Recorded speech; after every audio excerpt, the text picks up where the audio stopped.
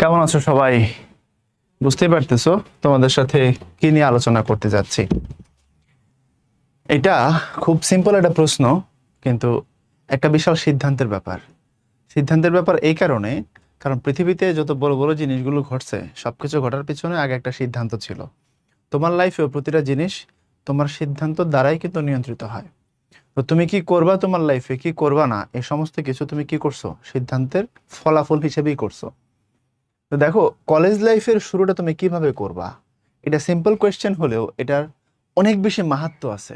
মানে বিন্দুর মাঝে সিন্ধুর গভীরতা, অর্থাৎ এক বিন্দু পানির মধ্যে যদি একটা সমুদ্রের গভীরতা থাকে, তো ওই রকমের একটা ব্যাপার এক বিন্দু জলে যেমন এক সমুদ্রের গভীরতা থাকতে পারে রূপকভাবে, ঠিক এখানেও একটা সিম্পল কোয়েশ্চেন, এটার মধ্যেও ওই টাইপের একটা গভীরতা আছে। তো কি গভীরতা আছে, কেন আমি বললাম যে এই প্রশ্নটা অনেক বেশি গুরুত্বপূর্ণ, এটার উত্তরটা তোমার খুঁজতে হবে, সেটা নিয়ে আমরা এখন তোমাদের সাথে কথা বলবো। তো আশা করি মন দিয়ে শুনবা কথাগুলো, এবং তোমার লাইফে একটা খুব ভালো ইম্প্যাক্ট এই প্রশ্নের উত্তরগুলো আমি যদি দিই, বা এই প্রশ্নের উত্তর যদি দিই, তুমি একটা ভালো ইম্প্যাক্ট এখান থেকে পাইবা। আসো কিছু পয়েন্ট তোমাকে একটু দেখাই, আমি লিখে রাখছি। কলেজ লাইফের সময়, এখানে গ্রুপ সাবজেক্টকে কিভাবে পড়া লাগে, বাংলা ইংলিশ আইসিটি কিভাবে পড়া লাগে, বেসিকের গুরুত্ব কেমন, এবং আলটিমেট টার্গেট যেহেতু আমাদের বাংলাদেশের কনটেক্সটে কোনোটা ভালো বিশ্ববিদ্যালয়ে পড়া, সেই হিসাবটা তুমি এখন থেকে কিভাবে করবা। প্রথমে আসো একটু সময় নিয়ে কথা বলি। আমরা এসএসসিতে কি দেখছি, একদম পাক্কা 2টা বছর আমরা পড়ছি। খেয়াল করে দেখো, জানুয়ারি থেকে ডিসেম্বর, আবার জানুয়ারি থেকে ডিসেম্বর, তারপরে আরো 3-4 মাস পরে পরীক্ষা হয়। মার্চ এপ্রিলের দিকে তখন পরীক্ষাটা হয়। এর মানে তুমি 24 মাসের 2টা বছর পাইছো, আবার পরীক্ষার আগে তুমি সব মিলে আরো 2-3 মাস পাইছো। অর্থাৎ এসএসসি তুমি যদি টোটাল টাইম ধরো 25-26 মাস বা 27 মাস পর্যন্ত, কিন্তু এইচএসসির বেলায় হিসাবটা এরকম না। এইচএসসিতে তুমি একদম পাক্কা 2 বছর সময় পাইবা না, এটা হচ্ছে 1 নম্বর সমস্যা। তুমি 2টা বছর এখানে পাইবা না, তোমার ক্লাস শুরু হবে বছরের মাঝামাঝি। খেয়াল করো, যদি এখন অগাস্ট বা সেপ্টেম্বরে বা অক্টোবরে যদি ক্লাস শুরু হয়, যা বুঝতেছি মোটামুটি লেভেলের একটা হিসাব যদি বলি, সেপ্টেম্বর অক্টোবরে ক্লাস শুরু হবে। এখন তুমি দেখো তো, পরের বছর সেপ্টেম্বর অক্টোবর, তারপরের বছরে যায় হচ্ছে জুনে বা জুলাইতে পরীক্ষা হয়ে যাবে। এমন এক ক্লাস শুরু হওয়ার পর থেকে 2 বছর টাইম তুমি পাইবা না, তার আগে পরীক্ষা হবে 20 থেকে 21 মাস সর্বোচ্চ। তার মধ্যে ফার্স্ট ইয়ার সেকেন্ড ইয়ারের ফাইনাল, এটা ওটা ছুটি, এটা সেটা মিলে মোটামুটি কলেজ লাইফ একটা স্টুডেন্ট নির্বচ্ছিন্ন সময় পায় 16 থেকে 17 মাস। এটা একদম হিসাব করা পাক্কা। এখানে একটা বছর মানে 24, কি বলে 12 মাস না, এখানে 2টা বছর মানে 24 মাস না। সময়টা অনেক বেশি মানে কনজেস্টেড, অনেক কম সময়। তো এটাকে কিভাবে তুমি কাজে লাগাইবা, তোমার কলেজ লাইফে যে সময় পাও তার তুলনায় সিলেবাসটা থাকে অনেক হাই। বুঝতে পারো নাই, 6 থেকে 7-এ উঠলে বয়সের তুলনায় তোমার সামর্থ্য অনুযায়ী সিলেবাস ডিজাইন করা হয়েছে, এটাই তো স্বাভাবিক। কিন্তু মাধ্যমিক থেকে যখন তুমি উচ্চ মাধ্যমিকে যাইবা, যে সিলেবাসটা উচ্চ মাধ্যমিকে ডিজাইন করা হয়েছে কলেজে, ওটা মাধ্যমিকের হিসাব মধ্যে যতটুকু ম্যাচিওর হওয়ার কথা ছিল তার থেকে অনেক বেশি ম্যাচিওর, অনেক বেশি জিনিস এখানে দেওয়া আছে। তুমি জাস্ট বইগুলো হাতে নিলে ঘাঁটলে আমার কথার বাস্তবতা বুঝতে পারবা। তাহলে সিস্টেম অনুযায়ী অনেক বেশি ম্যাচিওর সিলেবাস, এবং তার পাশাপাশি যেটা সমস্যা সেটা হলো সময় কম। এই জন্য আগে থেকে সতর্ক হইবা সময়ের ব্যাপারে। তুমি কলেজে 2 বছর পাইবা না, আগাগোড়া সবটা ধরলে পাইবা 20 থেকে 21 মাস। তার মধ্যে আবার অনেক এদিক ওদিক আছে, 16-17 মাস তুমি টাইম পাবা, কিন্তু সিলেবাস অনেক বেশি, প্রায় ডাবল।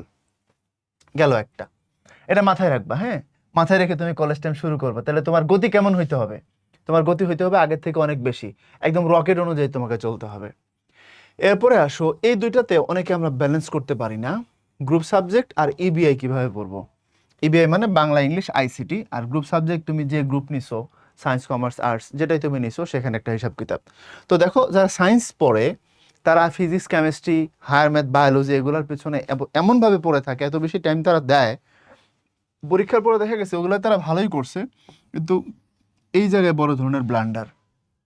আবার আইসিটি যেটা আছে ভাই, বিশ্বাস করো, এসএসসির আইসিটি যদি 100-তে 30 হয়, এইচএসসির আইসিটি হচ্ছে 100-তে 130। কারণ এসএসসির যে বইটা আছে, ছোট্ট একটা বই, তুমি 2 রাত পড়লে আগাগোড়া মুখস্থ করতে পারবা। কিন্তু এইচএসসির যে সিলেবাস এবং যেসব জিনিস এইচএসসির সিলেবাসে দেয়া আছে, এটা অনেক উপরের লেভেলের জিনিস। এটা সিএসসিতে ধরো পড়ানো হয় এমন জিনিস, টেলিপ্যাথি করে এইচএসসির বইতে ঢুকানো আছে। তুমি আমার কথাটা মেলানোর জন্য বই নাও, মিলে দেখো আমার কথা সত্য না মিথ্যা। সো বাংলা ইংলিশ আইসিটি আর গ্রুপ সাবজেক্টের ব্যালেন্সের ক্ষেত্রে আমরা সবসময় পরামর্শ দিই, কলেজ শুরু হওয়ার আগে আগে, ক্লাস শুরু হওয়ার আগে আগে, তুমি পরীক্ষা দেওয়ার পর পরে ইভিআইটা সবার আগে পড়তে বলি। ইভিআই পড়তে বলি এই কারণে, তুমি যখন বাংলা ইংলিশ আইসিটির ফাউন্ডেশন জায়গাটাকে ওকে করে ফেলাইতে পারবা, পরবর্তীতে তুমি তোমার টার্গেটের জায়গাটা কাভার করার জন্য, কেউ বুয়েট চায়, কেউ মেডিকেল চায়, তুমি গ্রুপ সাবজেক্টগুলোকে ভালো মতো আগাইতে পারবা, আর এগুলো পরীক্ষার সময় সময় বারবার রিভিশন দিলে হয়ে যাবে। ঠিক কমার্সের ক্ষেত্রে একই কথা প্রযোজ্য, আর্টসের ক্ষেত্রে একই কথা প্রযোজ্য। কেন বলছি? কারণ আর্টসের ইতিহাস থেকে, সমাজবিজ্ঞান থেকে, পৌরনীতি থেকে জিকের প্রচুর প্রশ্ন রিলেট করা যায়। ভার্সিটি খরচে প্রশ্নগুলো হয়, জিকের প্রচুর প্রশ্ন এখানে আছে। হ্যাঁ, সাম্প্রতিক থেকে অনেকগুলো প্রশ্ন আসে, কিন্তু কনস্ট্যান্ট জিকে যেগুলো আছে, অনেক আগে থেকে যেগুলো নির্ধারিত আছে, বিশ্বযুদ্ধের সময়কাল কিংবা ধরো হচ্ছে জাতিসংঘ কখন প্রতিষ্ঠা হয়েছিল, এগুলো তো একই জায়গায় রয়ে গেছে। সো ওই জিনিসগুলো তোমার গ্রুপ থেকে কাভার হবে। এই জন্য আমরা এই ভিআইটা আগে পড়ে ফেলতে বলি, এবং তার পাশাপাশি পরবর্তীতে গ্রুপ সাবজেক্টটাকে ব্যালেন্স করে পড়তে বলি। যদি এটা না করো কি হবে জানো? পরীক্ষার পরে দেখা গেছে যে তোমার গ্রুপ সাবজেক্টে অনেক ভালো করছো, তুমি ফিজিক্স, কেমিস্ট্রি, বায়োলজিতে প্রত্যেকটাতে নাম্বার পাইছো 95, 97 করে, কিন্তু এখানে আইসা তুমি হয়তো বাংলায় খারাপ করে ফেলছো, তুমি হয়তো এখানে এ প্লাস মিস করে গেছো। এবং এটা করলে যেটা হইতে পারে আলটিমেটলি তোমার স্কোরটা কমবে। হ্যাঁ, তুমি হয়তো বা এখানে একটু নম্বর কম হলে পরীক্ষা দিতে পারবা, ওই যোগ্যতা তোমার হয়তো বা হয়েছে, বা তোমার জিপিএটা ম্যাচ হয়ে গেছে, কিন্তু কোনো কারণে যদি তোমার টার্গেট ইউনিভার্সিটি না হয়, বিকল্প অপশন যদি ভাবতে হয়, তখন তো ওই স্কোরটা তোমাকে অনেক বেশি হেল্প করবে। এই জন্য ব্যালেন্স প্রিপারেশনের কোনো বিকল্প নাই, এক কথা বলে দিলাম, ব্যালেন্স প্রিপারেশন। এবং তার পরবর্তীতে যদি বলি, বাংলাদেশে তুমি যদি ক্যারিয়ার করো জবের ক্ষেত্রে, বাংলা, ইংরেজি এবং জিকে এর কোনো বিকল্পই নাই। এই জন্য যত যাই বলো না কোনো ভাই, এই জায়গায় ছাড় দিও না। এরপরে আসো, বেসিকের গুরুত্ব কতখানি। আমরা অ্যাডমিশনের সময় এই প্রশ্নটা পাই, স্টুডেন্ট জিজ্ঞাসা করে যে ভাই আপনারা কি বেসিক থেকে পড়াবেন? ঠিক আছে, তোমরা জানো যে আমি হচ্ছি ত্রয়ী নামে একটা প্রতিষ্ঠানের ডিরেক্টর, ফাউন্ডার, তাই না? তো এখন যখন একদম রুট লেভেল নিয়ে কাজ করতেছি, পোলাপানের প্রশ্নগুলো পাই। তো খেয়াল করো প্রশ্নটার মানে ডিমান্ডটা দেখো, আপনারা কি বেসিক থেকে পড়াবেন? ও পড়তে আসছে আমার কাছে অ্যাডমিশন, সর্বোচ্চ টাইম পাবে হচ্ছে 120 দিন বা 4 মাস, সর্বোচ্চ পারে এটা পায় 120 দিন সময় পাওয়া যায় অ্যাডমিশনের জন্য। এখন আমি একজন মানে আমার স্টুডেন্ট আর কি, ধরো ভর্তি হতে চাচ্ছে, তার জিজ্ঞেস করলাম যে ভাই তুমি মাধ্যমিকে 2 বছর পাইছো, বেসিক পড়ো নাই? উচ্চ মাধ্যমিকেও তুমি 2টা সেশন পাইছো, 20-21 মাস, বেসিক পড়ো নাই? তো এখন তুমি এইচএসসি পরীক্ষা দিছো, হিউজ একটা সিলেবাস তুমি কভার করবা, অ্যাডমিশনের প্রিপারেশন নিবা, টাইম পাবে 100 থেকে 120 দিন। এখন তোমার আমার বেসিক পড়াইতে হবে, টপিক চিনাইতে হবে, ইউনিভার্সিটিতে কেমনে প্রশ্ন আসে সে অনুযায়ী তোমাকে আমার কাস্টমাইজ করে দিতে হবে, দিয়ে তোমাকে আমার ভার্সিটিতে পাঠাইতে হবে। আমি খুব ঠেকার মধ্যে আছি ভাই, আমি খুব বিপদে আছি, বুঝছো কথাটা? সো বেসিক ভার্সিটি অ্যাডমিশন টেস্টের আগে পড়ার জিনিস না, এটা বহু আগে পড়ে ফেলার জিনিস। বেসিক সারা জীবনের সঞ্চিত জিনিস। সো তুমি বাংলা বলো, ইংরেজি বলো, আইসিটি বলো, গ্রুপ সাবজেক্ট বলো, প্রত্যেকটা জিনিসের বেসিক আছে। বেসিক মানে কি? বাংলার বেসিক মানে কি? এটা বাক্যের স্ট্রাকচার বোঝা। ইংরেজির বেসিক মানে কি? বাক্যের স্ট্রাকচার বোঝা, এটা বেসিক। তোমরা কর্ম মানে যে একটা অবজেক্ট, এবং কর্ম মানে যে বাংলায় কাজ করা না, কর্ম যে নাউন বা প্রোনাউন হয়, এটা পাবলিক বুঝেই না। কর্ম মানে এখনো বাক্যে কাজ মনে করে। আমি ভাত খাই, অনেককে জিজ্ঞাসা করলে খাইটারে কর্ম বলে দিচ্ছে, মানে ক্রিয়াপদকে বলে দিচ্ছে হচ্ছে কর্ম। এই কর্ম যে আসলে অবজেক্ট, বাক্যের ক্রিয়াকে কি বা কাকে দ্বারা প্রশ্ন করলে যে উত্তর আসে ওটা যে কর্ম, এটা অনেকেই জানে না, ম্যাক্সিমাম ছেলেবেলা জানে না। এগুলো বেসিক, বেসিকেরও বেসিক।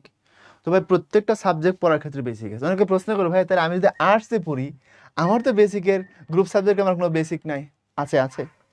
কোথায়? তুমি আর্টসে পড়তেছো, ইতিহাস ভূগোল পড়তেছো, ম্যাপ রিডিং জানো না।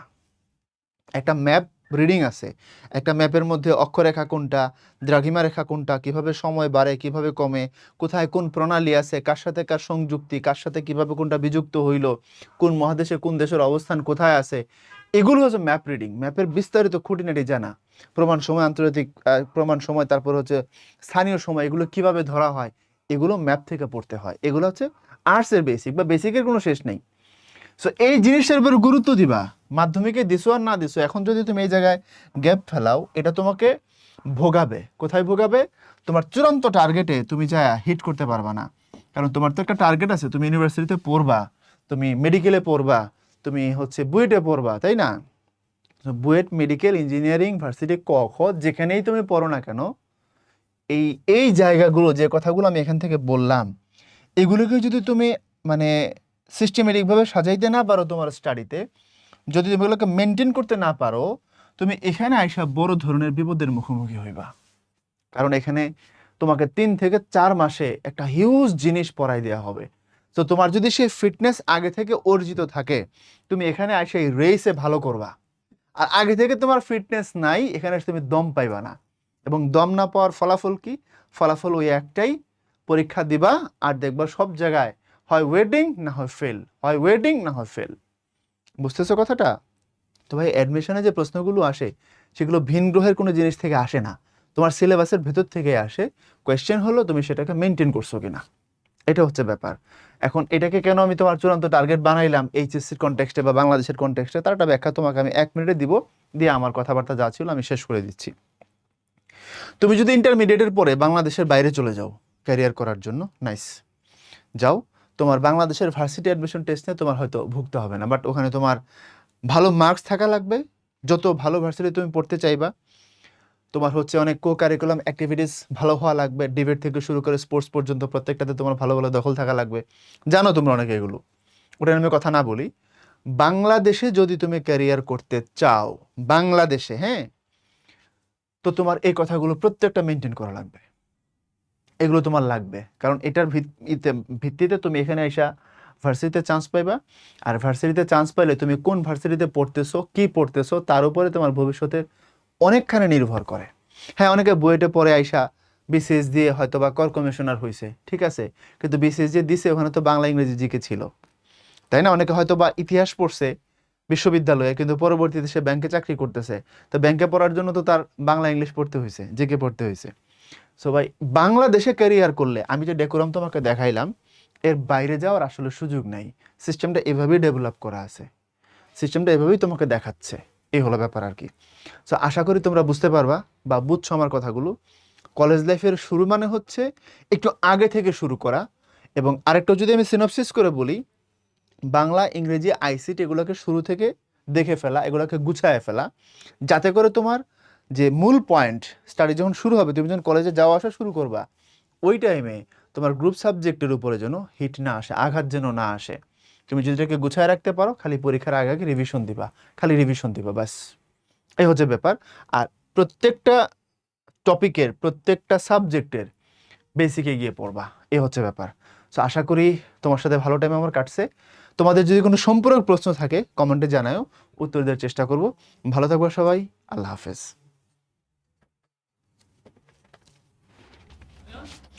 মাত্র শেষ করছি, আসতেছি। মাত্র শেষ করছি। হ্যাঁ, ওই যে স্যার স্টপ করে দেন। হ্যাঁ,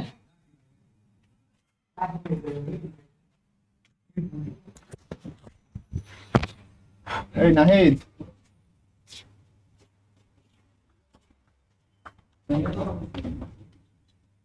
এই আমার কথাবার্তা শেষ পাই। তুমি ভালো আছো? ক্লাস নিতে না, রেকর্ড করি। ক্লাস নিলেন